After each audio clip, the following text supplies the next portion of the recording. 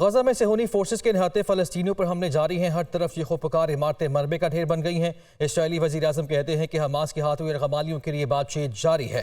Hamas اور اسرائیل کے درمیان نئے جنگ بندی کے معاہدے پر بھی بات چیت۔ ادھر نیو یارک، تل ابیب اور اسپین سمیت کئی ممالک میں اسرائیلی جارحیت کے خلاف مظاہرے بھی کیے گئے۔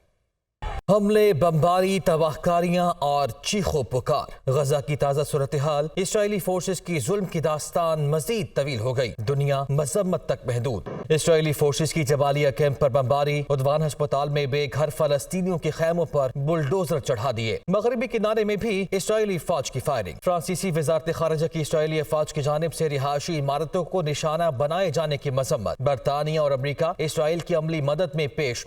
امریکہ نے حوثیوں کے اسرائیل آنے والے بحری جہازوں کو نشانہ بنانے کی کوشش ناکام بنا دی، 14 ڈرون مار گرائے۔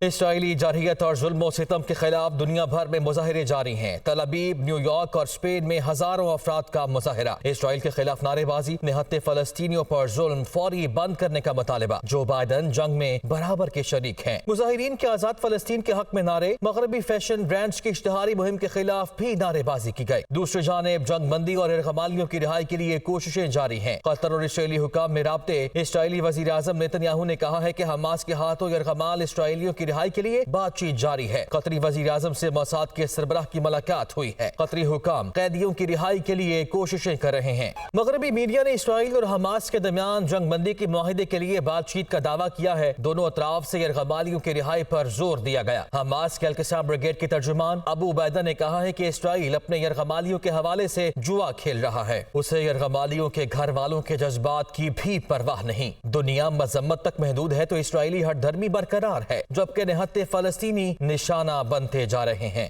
غزہ کی صورتحال کی بات کی جائے تو نہتے فلسطینیوں پر اسرائیلی جارحیت جاری ہے۔ ہر طرف چیخ و پکار، عمارتیں ملبے کا ڈھیر بن گئی ہیں۔ جبالیہ اور خان یونس میں 35، مغربی کنارے میں 2 فلسطینی شہید ہو گئے ہیں۔ جنگ میں شہداء کی کل تعداد 18,925 ہو گئی ہے، جبکہ 51,000 سے زائد فلسطینی زخمی بھی ہیں۔ نہتے فلسطینیوں پر اسرائیل کی ظلم اور بربریت کا سلسلہ جاری ہے۔ ہر طرف چیخ و پکار کے مناظر ہیں اور عمارتیں ملبے کا ڈھیر بن گئی ہیں۔ ادھر غزہ میں حماس کے جنگجوؤں کے صہیونی فوج پر بھرپور جوابی وار۔ اسرائیلی فوجی اڈے پر حملہ کر کے جنگی ساز و سامان لوٹ لیا گیا۔